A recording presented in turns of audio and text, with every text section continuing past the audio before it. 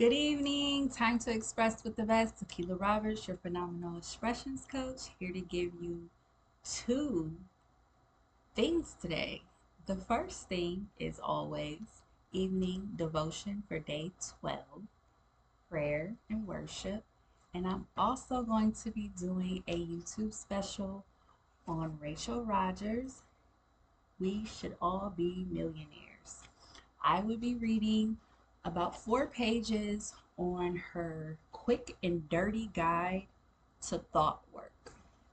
So, first, we are going to give worship and praise to God as we always do. Let's go. He is not here, he has risen, just as he said. Come and see the place where he lay. Matthew. Throughout Jesus' life and ministry, he faced many who doubted and questioned him. There were those who doubted his claims of being the Son of God, those who questioned his power to heal the sick and bring sight to the blind. There were those who called him a liar, claiming he could forgive sins. Yet he rose from the dead, just as he said he would. Yet he rose. He provided all the proof that was needed to prove he was he who said he was. Amen. Still today, there are those who doubt and question Jesus, but we can draw confidence in knowing that Jesus proved who he was by coming back from the dead. Jesus has never backed out of a promise that he made. This is the Jesus we serve, the Son of God, who came to take the sins of the world upon himself. One day soon, Jesus will return, just as he said he would. The prayer is, Jesus, thank you for always following through on your promises. You are worthy of my trust and praise. Ask yourself, how do you respond to those who question your faith in Jesus? You can choose to argue. You can choose to debate. You can choose to politic. But at the end of the day, you should never let anybody persuade you off of the things that you have set your mind to, as long as it is bringing in fruit to you, as long as it feels good to you, as long as it's not harming any other people, as long as it doesn't require you to harm yourself, as long as it's not jeopardizing your morals and respect and integrity. Fair game. Amen. Amen. Now we're going to go into Rachel Rodgers' thought work. And again, this is a guide to earning more, building wealth, and gaining economic power. And this requires to have a high self-esteem. This requires to have a level mental state. And these are the things that she's talking about. How to build confidence with yourself by doing the thought work when negative thoughts come into your mind from he say, she say, from outsiders, from things that you might see on social media that might trigger you, things that you might hear other people say that might trigger your beliefs or trigger your emotional well-being and how you feel about yourself when you're going through a down state, because we all have highs and lows in our life, and nobody should be trying to make anybody feel less than because they hit a rock or because they have a dry season, because it happens. Just don't stay in that predicament for too long. Get up, dust yourself off, and try again, in the words of Aaliyah. Okay, let's go. So Rachel's quick and dirty guide to thought work. So this is her writing a personal message to us. When a thought comes into my mind that isn't helping me to get where I want to go, I do thought work, which means I actively work on changing that thought to something that is helpful. This is called thought work. and it is the basis of the practice of life coaching. Thought work is an act of consciously paying attention to your thoughts and then choosing to entertain different thoughts instead. For example, a thought I used to have once upon a time was that I look ugly. All throughout the day, every single day, I would tell myself that I was ugly in different ways. I would be getting undressed to get in the shower, look down at my body and think, ugh, look at these ugly stretch marks. You really need to lose weight. Then I would be getting dressed and go into a tailspin about the way I looked in my clothes. I would tell myself, your pants don't fit because all you do is eat cookies all day. Then I'd be sitting at my desk working on a marketing plan for my business and think, I should probably do some videos, but I need to do something with my hair first. I'm a hot mess. I can't let these people see me like this. After work, I'd be playing with my kids and one of them would grab a chunk of my thigh and laugh. And I say to myself, ugh, when are you going to get some self-control and lose weight?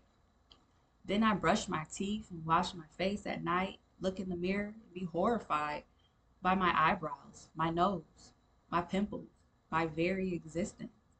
Is that what you really look like? I question. In other words, I was horribly a mean bitch to myself. My thoughts were vicious. In fact, I want to punch those thoughts in the face right now for saying all that mean stuff to me back then. So how did I change the tape that was playing in my head? You're so ugly, over and over again. I did thought work. Thought work is all about remembering that we have a say in the thoughts we are thinking. Our thinking is influenced by many things. It's a larger society. Culture, our families, our friends dictate our thought process sometimes. Like I said, the media and everything that we are around creates whispers in our heads. And I always say, it's not self and it's not God, it's other people talking about you and making you feel like you're ugly. And once you tune in to that voice and you use discernment to pick out who is that voice in my head that's making me feel like that, get the scissors. I don't got no friends right now. Amen. Thought work begins when you stop believing everything you think and start asking questions like, what are the facts?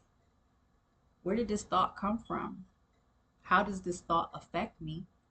And is there a better way to think about this? When it comes to me and my two small pants, it looks like this. The fact is that the pants don't fit my body. The idea that it's because I need to lose weight is not a fact. It's a fact that comes from messages from every corner in society that makes us feel like we need to lose weight in order to fit a certain pair of pants. When in all actuality, we just need to buy pants that we fit. Amen. That's the definite way to think about the situation. Every time I would think some version of girl, you're ugly, I reframe from that thought into something positive and helpful. Instead of choosing to believe that my pants I was trying on was too small because there's something wrong with my body, I choose to believe that the pants don't fit because they aren't my size. The thoughts you are habitually thinking are a choice and a habit. You can choose to think different thoughts. Over time, she chose to practice that. Not going to read it all into depth, but she chose to practice that and refrain from thinking those negative thoughts. And as she got older, she got wiser and she knew to think differently. It's a life-changing practice, she says, and it has changed her life for the better. whether it's her body, whether it's your body, your work, your intelligence, your financial situation, or your parenting, you will start taking more actions. For example, when I stopped thinking I was ugly, I started treating myself like crap. I stopped treating myself like crap. Suddenly, I started to feel worthy of adoring myself with nice clothes, styling my hair, and buying new lipstick. I also started moving my body, eating healthier meals, and prioritizing my rest. When you think positive thoughts about yourself, you treat yourself better. And when you treat yourself better, you feel better. And when you feel better, you can accomplish anything. Now that you understand what thought work is, let's talk about what thought work isn't. Thought work is not the only thing we need to do to feel and do better in this world. And it's certainly not a solution to certain illnesses. For example, I am a Black person who experiences racism.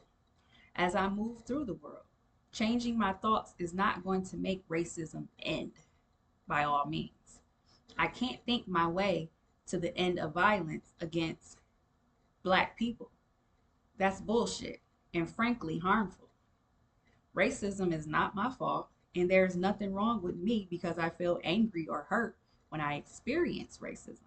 Hence, when you personally experience racism, I feel there's no harm in being angry, but I feel like you're you're putting too much on your plate to actually feel something for other people who experience it because that has really nothing to do with you.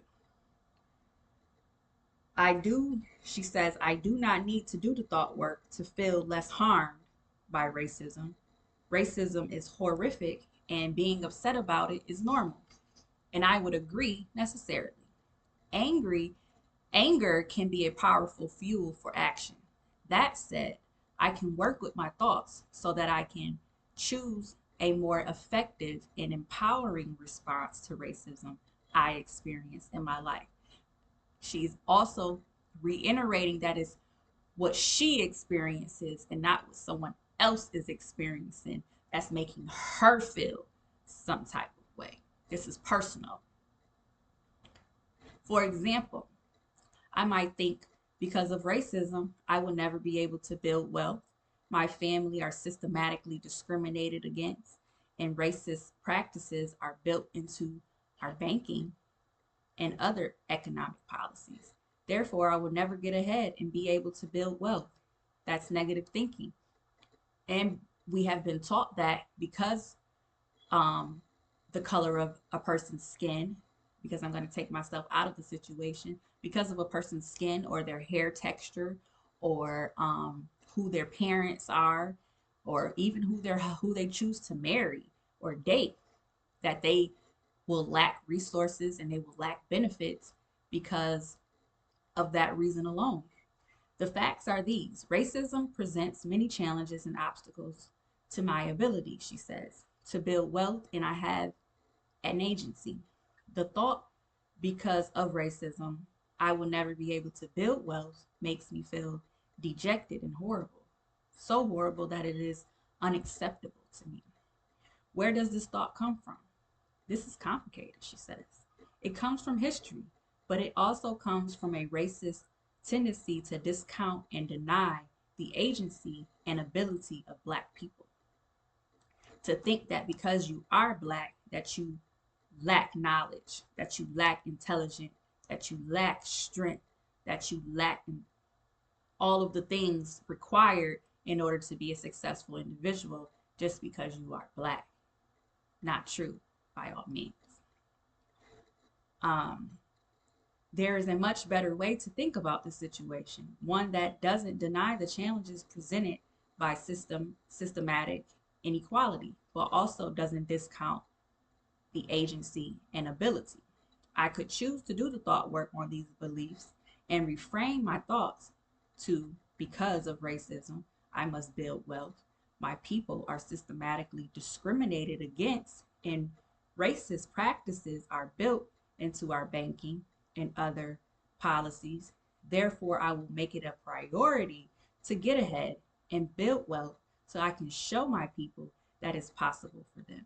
Now she has brought in to effect how she wants to help people just like her, right? So now she's adding on to her plate.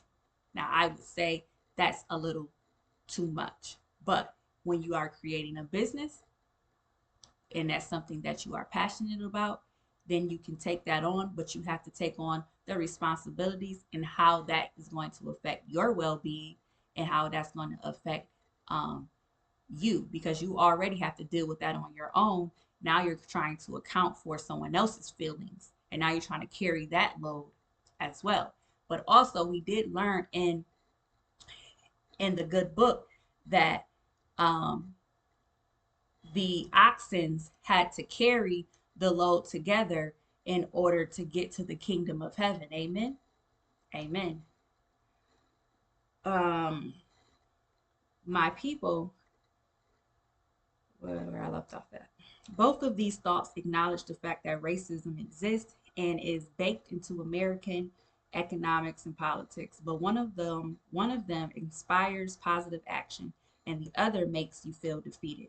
We get to choose how we respond to the things happening in the world, and our feelings about those things are completely valid. I choose to believe in my ability to build wealth in spite of racism and systematic oppression. You get to choose your response to what is happening in the world too. The action steps behind this were to find a negative thought that's constantly playing in your head, whether it is yourself or whether it is more of a worldly thing. I feel like we have to more so focus on self before we can ever try to help the world.